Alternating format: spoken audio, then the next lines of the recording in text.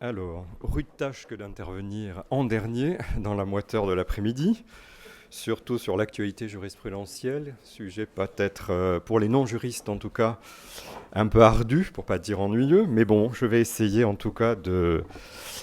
m'y atteler en faisant parfois des rappels qui seront des évidences pour les juristes, mais bon, pour essayer en tout cas de rendre le propos un peu plus attrayant. D'abord, en introduction, je voudrais rappeler un petit peu le rôle que les juristes connaissent évidemment de la Cour de cassation, puisqu'elle est là dans son rôle d'interprétation de la loi et d'unification de la jurisprudence. Alors en cette matière, c'est un peu particulier parce que la plupart du temps, lorsque la Cour de cassation est saisie, les délais sont déjà écoulés, c'est-à-dire que souvent la personne est déjà sortie ou alors est de nouveau rentrée sous un autre régime ou un autre certificat. Mais ça a quand même une utilité pratique puisqu'elle permet donc d'interpréter la loi et d'avoir en tout cas une solution. Ce qui justifie aussi que dans cette matière, beaucoup de cassations interviennent sans renvoi, puisqu'on n'a plus besoin de renvoyer quoi que ce soit, puisque les délais étant écoulés, ça n'a plus d'objet. Mais bon, il y a quand même un intérêt au niveau de la jurisprudence. Je voudrais dire aussi que la Cour de cassation a bien conscience, lorsqu'elle juge ses affaires, des contraintes matérielles des JLD, ainsi que des délais de procédure et des aspects pratiques des décisions qu'elle doit prendre. Il y a également, toujours en introduction, la contrainte des actualités législatives, puisque dans ce domaine, là aussi, la loi intervient assez souvent, la loi du 5 juillet 2011, celle du 27 septembre 2013, mais ainsi que des décrets, puisqu'on a environ à peu près un décret par an, si ce n'est pas plusieurs, puisqu'on a eu un décret le 15 août 2014, et encore un décret le 1er février 2016 sur les unités pour malades difficiles. Il m'a été dit, je vais sans doute faire des redites parfois avec ce qui a été dit ce matin, mais je n'étais pas là, donc je ne peux pas savoir ce qui a été dit justement, que des chiffres donc avaient été donnés. Je m'étais basé sur les mêmes chiffres, à savoir ceux de la DACS, la Direction des Affaires civiles et du Sceau, du ministère de la Justice, qui fixait le nombre de saisines de JLD en 2015 en provisoire à 76 676, ce qui est donc en augmentation par rapport à 2014 et ce qui est extrêmement important par rapport au nombre de décisions que la Cour de cassation rend en cette matière, puisque après une consultation de Jurinet, je n'ai relevé entre la période du 1er janvier 2016 et aujourd'hui que 16 décisions rendues en cette matière. Rendues donc par la première chambre, puisque c'est elle qui est compétente pour les hospitalisations sans consentement, notamment. Donc, pour cette actualité jurisprudentielle, je vais faire, le contentieux visé dans cette actualité jurisprudentielle sera celui de l'hospitalisation sans consentement, donc dans tous les cas prévus par la loi, que je ne vais pas rappeler ici puisque vous les connaissez. Cette actualité jurisprudentielle sera examinée, en tout cas c'est ce que je vous propose, à travers ses aspects pratiques,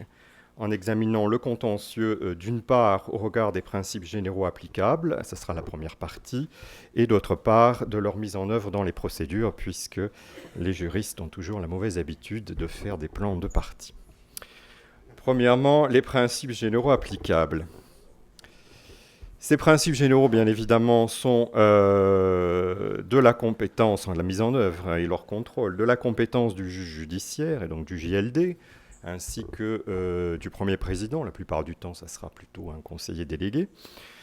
En application de l'article 66 de la Constitution de 1958, donc, qui dispose que nul ne peut être arbitrairement détenu et que l'autorité judiciaire, gardienne de la liberté individuelle, assure le respect de ce principe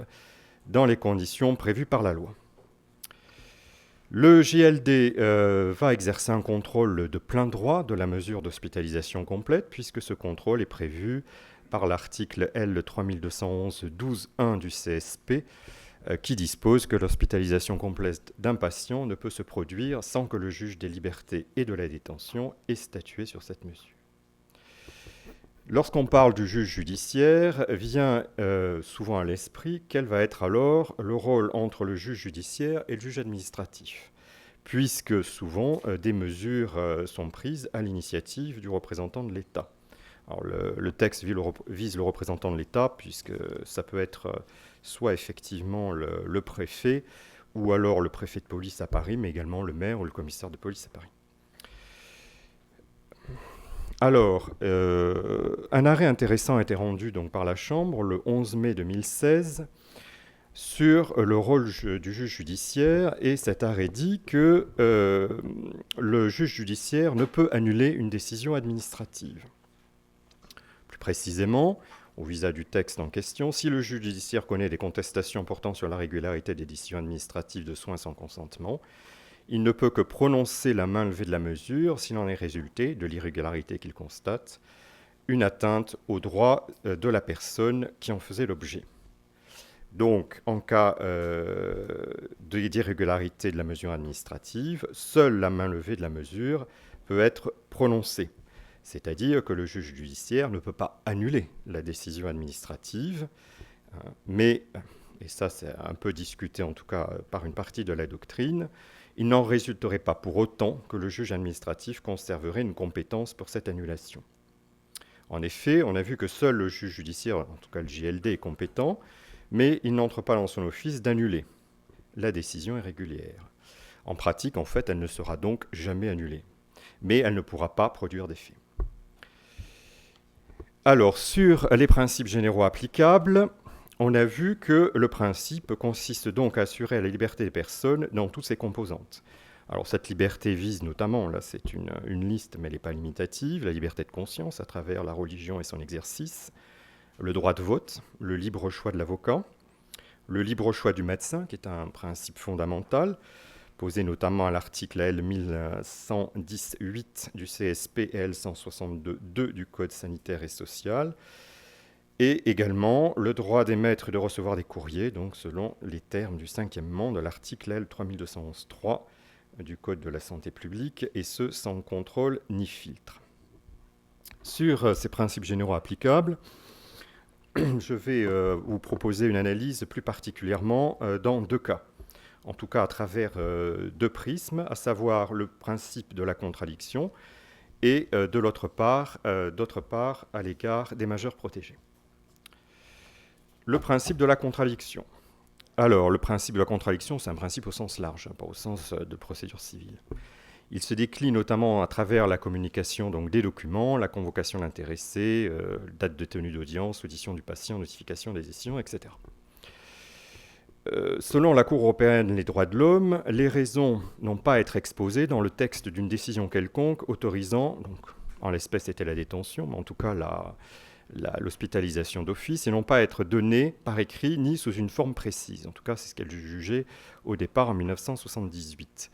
Toutefois, a-t-elle précisé, si la question de l'état d'une personne handicapée mentale n'est pas prise en compte dans ce processus, c'est celui d'hospitalisation, celui-ci ne peut passer pour avoir reçu les informations nécessaires pour faire usage de manière effective et intelligente du droit garanti par l'article 5, paragraphe 4,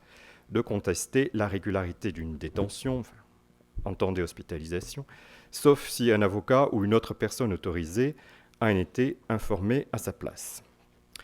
Donc ça, c'est le standard de la CEDH. Mais on sait que l'article L 3211-3 alinéa 2 du Code de la santé publique prévoit une obligation d'information de la personne hospitalisée avant chaque décision prononçant le maintien des soins ou définissant la forme de la prise en charge.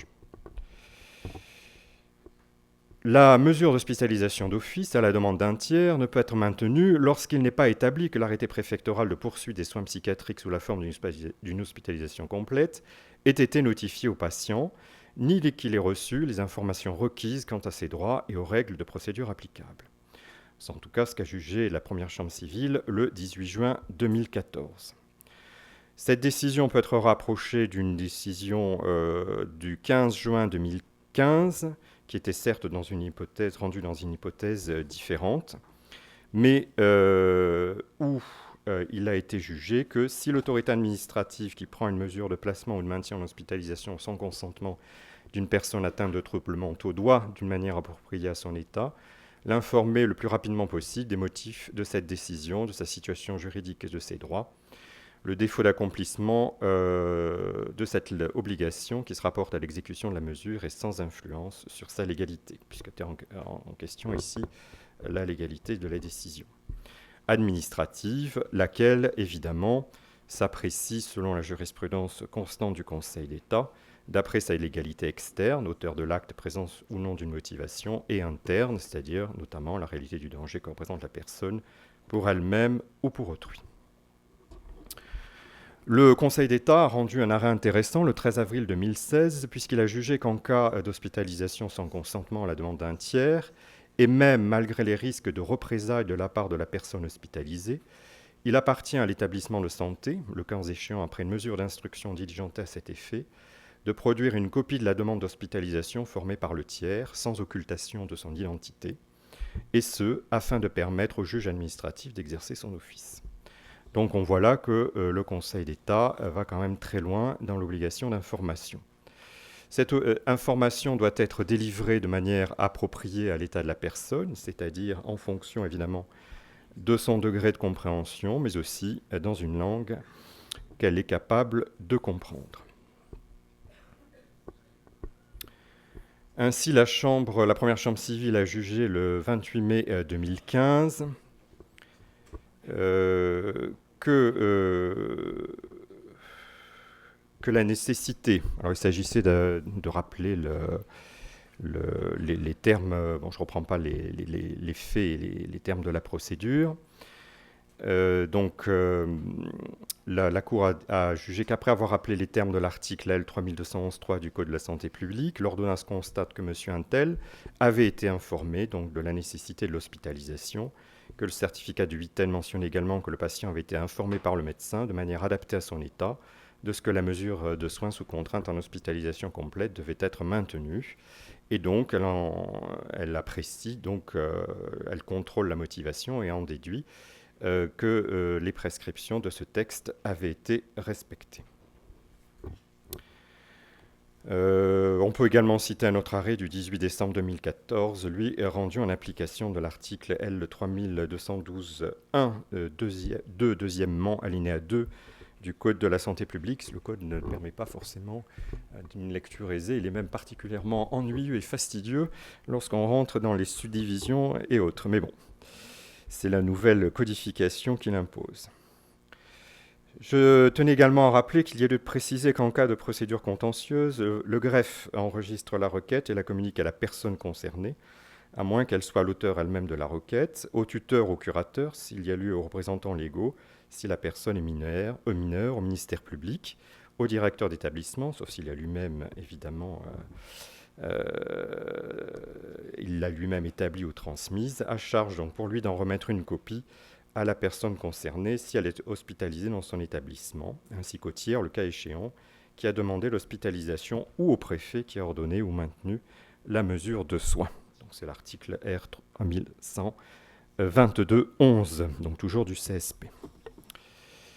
Je rappellerai également qu'à l'audience, la présence de l'avocat est obligatoire, puisque c'est l'article R 3211-8, toujours du même code, qui le prévoit.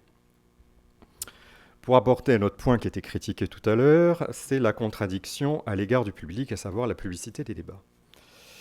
On sait que la loi de 2013 a modifié les dispositions antérieures, puisque le recours à la visioconférence n'est plus possible. L'audience a lieu en principe à l'hôpital, dans une salle aménagée au sein de l'établissement de santé, hors de l'unité fermée. L'audience a lieu porte ouverte, sauf audience en chambre du Conseil, nous dit l'article L3211-12-2.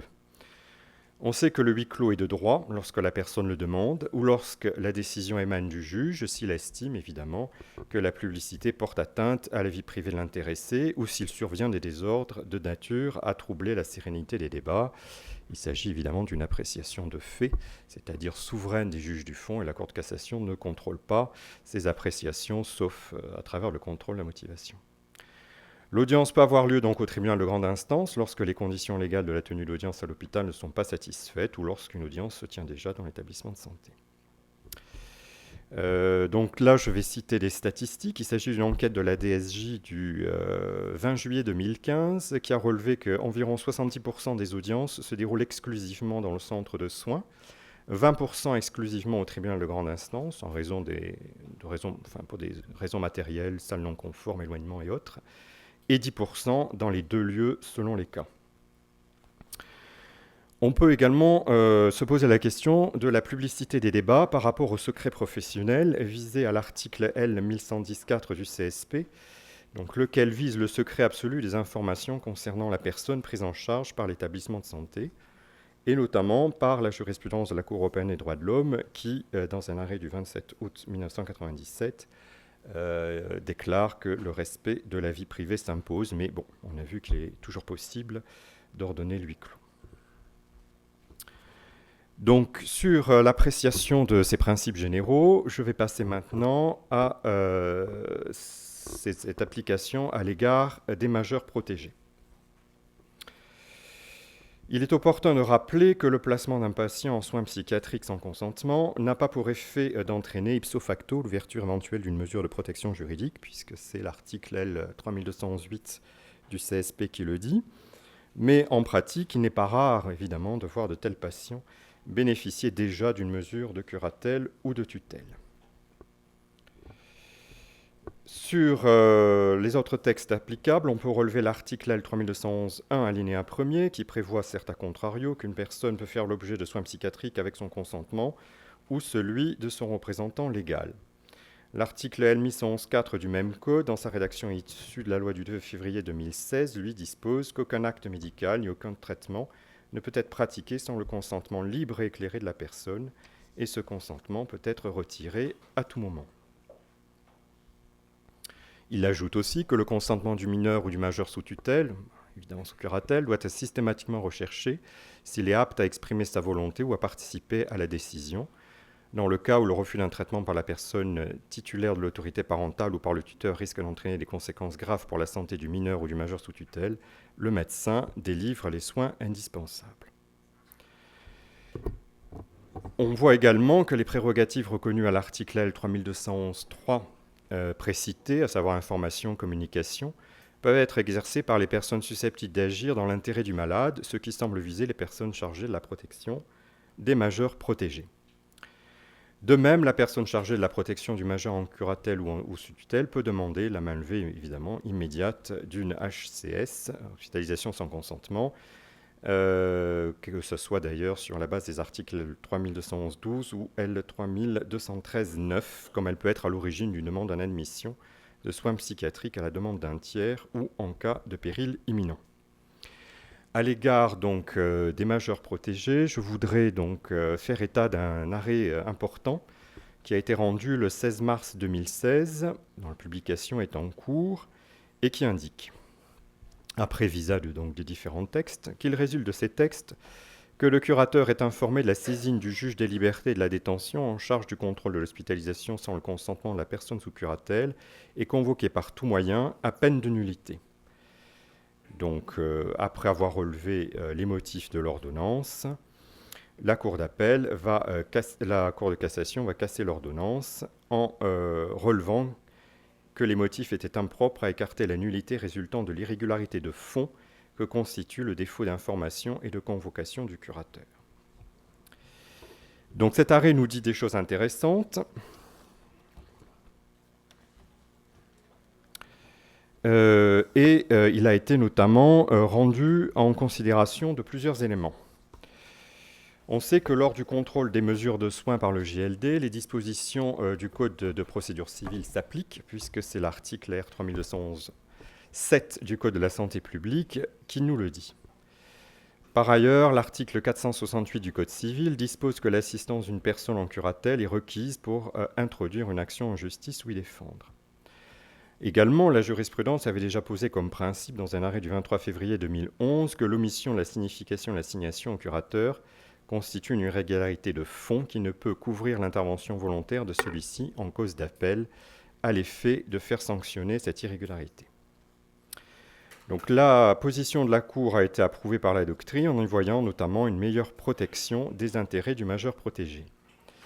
Il s'ensuit comme conséquence pratique qu'il incombe au JLD et au greffier donc, de celui-ci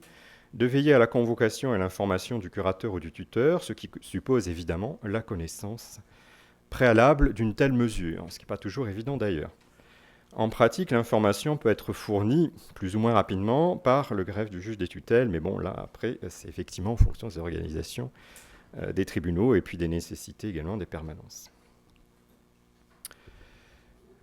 Donc voilà à peu près ce qu'il pouvait être dit dans une première partie sur les principes généraux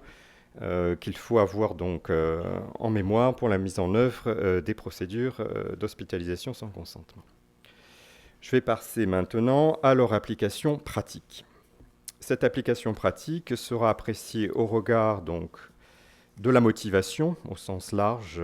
que ce soit des décisions ou des certificats médicaux. Et après, j'aborderai dans une dernière partie ces applications pratiques en matière de procédure. Sur la motivation du certificat médical. Dans un arrêt du 28 mai 2015, il a été dit que les articles L 3213.1, L 3213.3 et R 3213.3, toujours du Code de la santé publique, n'exigent pas la mention dans le certificat médical circonstancié qu'il prévoit que les troubles nécessitant des soins compromettent la sûreté des personnes ou portent atteinte de façon grave à l'ordre public, une telle qualification relevant sous le contrôle du juge des seuls pouvoirs du préfet, sauf à prévoir, lorsqu'un certificat conclut la nécessité de lever une mesure d'hospitalisation complète, les incidences éventuelles de ces troubles sur la sûreté des personnes. Alors en l'espèce, il s'agissait d'une demande de mainlevée d'une hospitalisation complète qui était formée par un patient en hospitalisation d'office à la demande du représentant de l'État après déclaration d'irresponsabilité pénale, article 706-135 du Code de procédure pénale, pour le meurtre de sa mère. Alors, cette décision peut être rapprochée du commentaire de la décision donc, du Conseil constitutionnel sur QPC du 9 juin 2011, qui semblait indiquer au contraire que le médecin procède à des constatations purement médicales, tandis que le préfet apprécie l'exigence d'ordre public. Voici ce que dit donc ce commentaire. La possibilité que le préfet ordonne ou maintienne une mesure privative de liberté de nature médicale, alors que le psychiatre de l'établissement s'y oppose, soulève une difficulté constitutionnelle touchant l'équilibre des principes constitutionnels en cause. Le Conseil a donc jugé que, dans l'hypothèse où ce certificat médical ne confirme pas que l'intéressé doit faire l'objet de soins en hospitalisation, les dispositions contestées conduisent, à défaut de lever de l'hospitalisation d'office par l'autorité administrative compétente, à la poursuite de cette mesure sans prévoir un réexamen à bref délai de la situation de la personne hospitalisée permettant d'assurer que son hospitalisation est nécessaire. Qu'un tel réexamen est seul de nature à permettre le maintien de la mesure. Seul donc un réexamen, s'il confirmait la nécessité de soins en hospitalisation, serait de nature à permettre le maintien de la mesure, nonobstant le premier avis médical contraire. En revanche, si ce réexamen infirmait à nouveau la nécessité de soins en hospitalisation, la mesure ne pourrait qu'être levée. Le dispositif d'hospitalisation est en effet la résultante de deux exigences médicales et d'ordre public, appréciées respectivement par le psychiatre et le préfet. Et donc c'est pour ça que face à l'insuffisance des garanties, le Conseil constitutionnel avait censuré la disposition présentée par l'article 3213.1 du Code. Je voudrais également, toujours dans le cadre de la motivation donc, des certificats médicaux, citer un arrêt du 18 mars 2015. Dans cette hypothèse de maintien d'une hospitalisation complète, il avait été jugé que la décision donc, manquait de base légale puisque le premier président n'avait pas constaté que la personne hospitalisée souffrait de troubles mentaux compromettant la sûreté des personnes ou portant atteinte gravement à l'ordre public. Alors, une mesure d'hospitalisation par décision du représentant de l'État, on le sait, ne peut être maintenue par le JLD, donc saisie de manière systématique tous les 6 mois au sens de l'article L 3211-12.1 du Code de la santé publique, que si au jour où le juge statue, les troubles mentaux de la personne qui en fait l'objet nécessitent des soins psychiatriques et compromettent la sûreté des personnes ou portent atteinte de façon grave à l'ordre public. Donc, d'où une obligation de motivation sur ce point et un contrôle de la motivation par la Cour de cassation, puisqu'effectivement, la décision doit être motivée pour se conformer aux dispositions légales. Je voudrais également poursuivre au titre de la motivation en rappelant une étude qui va intéresser directement les juges du fond qui a été élaboré par le service de documentation des études et du rapport de la Cour en décembre 2014, qui a porté sur les motivations en cas d'hospitalisation complète sans consentement, donc prononcées par le représentant de l'État dans le département. Alors, cette étude permet de relever que l'existence de troubles mentaux et la nécessité de soins sont appréciés dans 70% des arrêts sur la base du dossier médical, ce qui évidemment est guère surprenant. Il convient également de souligner que dans 9% des cas, elles sont également appréciées eu égard aux éléments de biographie du patient. En outre, dans 3% des cas étudiés, les juges d'appel vont motiver l'existence de troubles mentaux du fait de la fugue du patient ou de sa soustraction à une mesure de programme de soins. Mais il est intéressant de relever que l'essentiel du débat judiciaire porte dans ce cas sur le risque pour la sûreté des personnes et sur le trouble à l'ordre public. La difficulté à laquelle se heurte néanmoins le juge d'appel tient le plus souvent à l'absence d'informations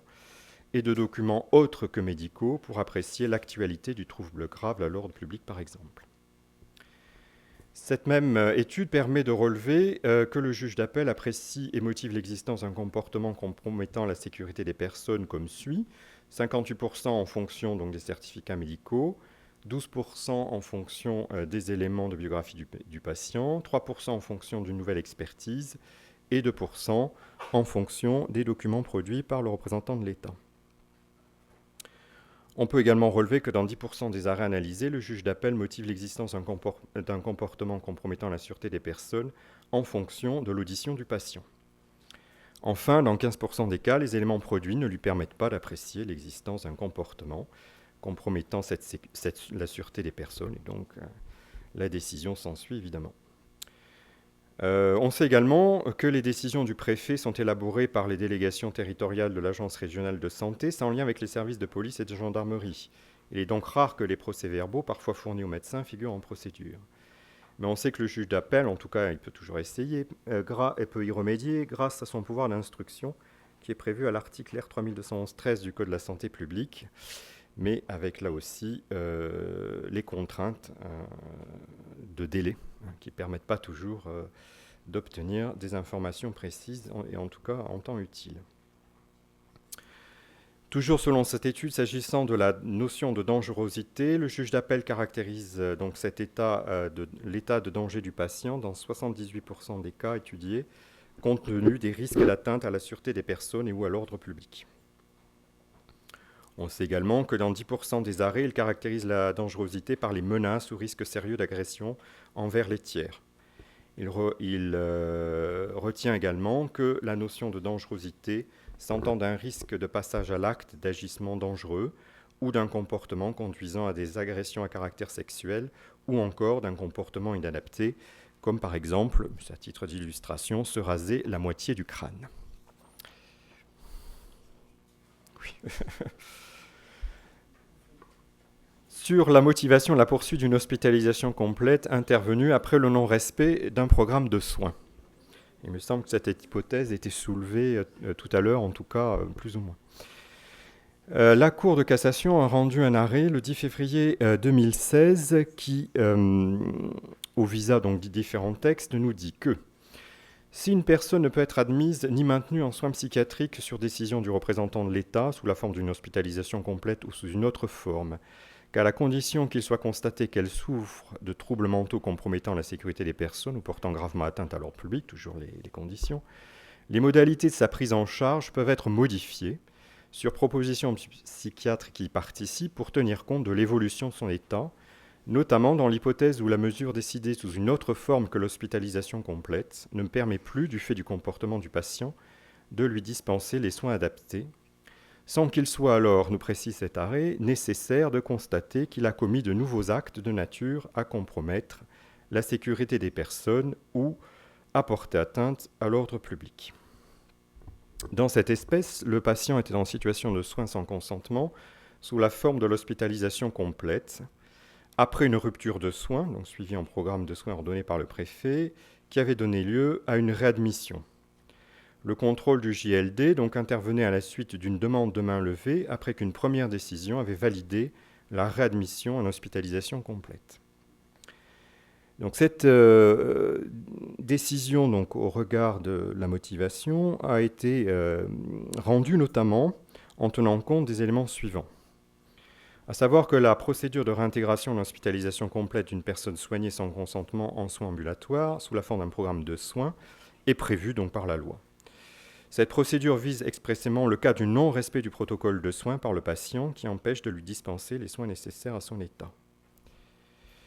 Il avait été jugé que lorsque l'hospitalisation sur décision du préfet résulte de la transformation d'un programme de soins, qui s'est avéré donc insuffisant à dispenser des soins adaptés aux patients, alors la motivation relative à la sécurité ou à l'ordre public n'est plus exigée, puisque c'était donc la solution qu'avait déjà adoptée la Cour de cassation dans un arrêt du 14 octobre 2014. Voilà à peu près ce que, rapidement, je pouvais dire sur l'obligation de motivation. Maintenant, sur le respect des principes à l'égard de la procédure. Je vous prie de m'excuser, ça va être un peu plus technique, mais bon, en tout cas, j'ai gardé le meilleur pour la fin, n'est-ce pas? À l'égard de la procédure, je voudrais faire état rapidement, mais bon, même s'il s'agit d'arrêts importants, de 3 arrêts. Le premier arrêt a été rendu le 19 octobre 2016. C'est un arrêt dit, qui statue sur, selon le terme pas très heureux, mais parlant de la purge des nullités. C'est un arrêt très important, aux conséquences pratiques évidentes, d'autant plus que l'irrecevabilité sera prononcée d'office. Il faut évidemment rappeler dans ce cas-là que si on procède à cette irrecevabilité d'office, le principe de la contradiction doit être respecté. Cet arrêt nous dit « À peine d'irrecevabilité prononcée d'office, aucune irrégularité de la procédure de soins psychiatriques sans consentement, antérieure à une audience à l'issue de laquelle le juge des libertés et de la détention se prononce sur la mesure, ne peut être soulevée lors d'une instance ultérieure devant ce même juge. » Donc, ayant constaté que la décision initiale d'hospitalisation complète avait été soumise au contrôle de plein droit du juge des libertés et de la détention, dont j'ai déjà parlé, le premier président a par ces seuls motifs exactement décidé que la procédure a été validée par l'ordonnance de ce juge prescrivant la poursuite de la mesure. Alors, la création d'une telle purge, qui est tout à fait prétorienne, qui n'est pas prévue par la loi, s'est fondée notamment sur plusieurs considérations. On a pris en compte que, parce que le JLD avait d'ores et déjà examiné la régularité de l'admission, l'autorité de la chose jugée ne semblait pas permettre un nouvel examen de la situation. Et ce d'autant moins que dans tous les cas, un recours est prévu en appel, et le cas échéant en cassation, et que le patient, évidemment, est toujours représenté ou assisté d'un avocat désigné d'office le cas échéant. L'office du juge judiciaire s'inscrit donc dans sa mission de garant de la liberté individuelle, telle que je l'ai déjà rappelé. Et enfin, le mécanisme de purge après une première décision donc d'un JLD, statuant sur la régularité de la procédure, existe déjà dans un contentieux comparable, celui de la rétention des étrangers. Il s'agissait d'ailleurs là aussi d'une création jurisprudentielle qui a été reprise postérieurement par la loi. Et donc souvent d'ailleurs la Cour de cassation opère des parallèles entre ces deux contentieux qui sont de la compétence du JLD et qui souvent présentent, pas toujours, mais beaucoup de similitudes. Je voudrais également citer un autre arrêt important sur la régularité formelle de la saisine du JLD. C'est donc un arrêt qui a été rendu le 22 février 2017, qui nous dit « À peine d'irrecevabilité, la requête adressée au juge des libertés et de la détention est signée par le directeur d'établissement ou le représentant de l'État dans le département ayant qualité pour le saisir. » Et donc, en l'espèce, l'ordonnance attaquée avait été cassée puisque le premier président n'avait pas vérifié, comme il le lui était demandé, si le signataire de la requête avait qualité, le cas échéant au titre d'une délégation de signature pour saisir le JLD. On sait que pour la saisine donc, du JLD, la loi prévoit 2 hypothèses, à savoir la saisine par le directeur de l'établissement lorsqu'il est l'auteur de la décision suite à la demande d'un tiers ou en cas de péril imminent, ou par le représentant de l'État dans le département lorsqu'il est l'auteur de la décision ou lorsque cette décision a été prise par l'autorité judiciaire. Qu'en est-il alors lorsque la qualité de l'auteur de la saisine est contestée ? On constate assez facilement que le Code de la santé publique ne prévoit pas cette hypothèse. La Cour de cassation, pour asseoir sa solution, a donc recherché d'une part les règles générales applicables en matière de procédure civile, puisque j'ai rappelé que c'est cette procédure qui s'applique normalement devant le JLD, sauf texte particulier, et d'autre part, s'il n'existait pas des hypothèses proches, prévues notamment, toujours avec ce parallélisme, au Code de l'entrée et du séjour des étrangers et du droit d'asile. Cet arrêt est intéressant aussi, en tout cas pour les juristes, parce qu'il retient l'irrecevabilité de la requête et non sa nullité. Mais aussi parce que cette irrecevabilité est prononcée d'office et qu'elle intervient, même en l'absence d'un grief, donc comme une fin de non-recevoir. Donc c'était un arrêt intéressant qui me semble, en tout cas, pouvoir avoir des conséquences pratiques, en tout cas en matière de procédure. Enfin, je voulais citer un dernier arrêt, qui est aussi un arrêt rendu le 22 juin 2016, donc toujours en 2016, et qui là va vraiment dans le détail de la procédure, mais qui a aussi des conséquences pratiques très importantes. Cet arrêt nous dit « Les dispositions dérogatoires de l'article R 3211-25 du Code de la santé publique ne sont pas applicables à la computation des délais dans lesquels un premier président ou son délégué chargé du contrôle des mesures de soins psychiatriques sans consentement doit être saisi et doit statuer. Il en résulte, au terme des articles 641 alinéa 1 et 642 alinéa 2 du Code de procédure civile, que dans cette procédure d'appel, d'une part, lorsqu'un délai est exprimé en jour, celui de l'acte, de l'événement, de la décision, de la notification qui le fait courir ne compte pas. D'autre part, le délai qui expirait normalement un samedi, un dimanche ou un jour férié ou chômé est prorogé jusqu'au premier jour ouvrable suivant. Ça parlera évidemment aux juristes qui font de la procédure civile. Pour les autres, c'est un peu abscon. Cette particularité de la procédure d'appel est d'autant plus à relever que devant le JLD, s'agissant du calcul des délais impartis pour statuer, eu égard à l'urgence qui s'attache à cette procédure, le régime de droit commun relatif à la computation des délais en matière civile fait l'objet de 2 dérogations donc, qui ont été instituées par un décret du 18 juillet 2011. On sait que si le délai est exprimé en jour, le premier jour du délai doit être comptabilisé. Donc il y a une non-application du premier alinéa de l'article 641. Si le délai expire un samedi, un dimanche ou un jour férié ou chômé, le délai n'est pas prorogé jusqu'au premier jour ouvrable suivant, non-application des dispositions de l'alinéa 2 de l'article 642. Les dispositions du décret donc, du 15 août 2014 ont étendu ces dérogations à la computation des délais de saisine du GLD. Donc c'est l'article R 3211-25 qui renvoie. Elle s'explique aussi par le fait que la dérogation au droit commun doit s'entendre de façon stricte, ce qui veut dire en pratique que la computation des délais n'est pas la même devant le JLD et devant le conseiller délégué du premier président, ce qui bien évidemment est risque de confusion et en tout cas peut inciter à se tromper sur la computation des délais. Voilà donc les arrêts dont je voulais faire état dans le cadre de cette actualité jurisprudentielle. En conclusion, je dirais simplement qu'on a vu que le nombre des hospitalisations sans consentement ne fait que progresser, que le contentieux est loin de se tarir. J'ai également rappelé le faible nombre d'arrêts rendus par la Cour de cassation dans ce domaine, où quand même elle conserve un rôle d'interprétation de la loi et d'unification de cette interprétation. Mais je pense que le faible nombre de saisines de la Cour est surtout lié au fait que, comme je le rappelais de façon liminaire, dans cette matière, la Cour de cassation va trancher un litige, mais qui n'a plus d'intérêt pratique. Donc en fait, souvent, les avocats, en tout cas les avocats en conseil, ne poussent pas à la saisine de la Cour, puisque pour l'intéressé, c'est-à-dire le patient, ce n'aura pas de conséquences pratiques sur son sort. Voilà, les quelques mots que je souhaitais faire sur l'actualité jurisprudentielle.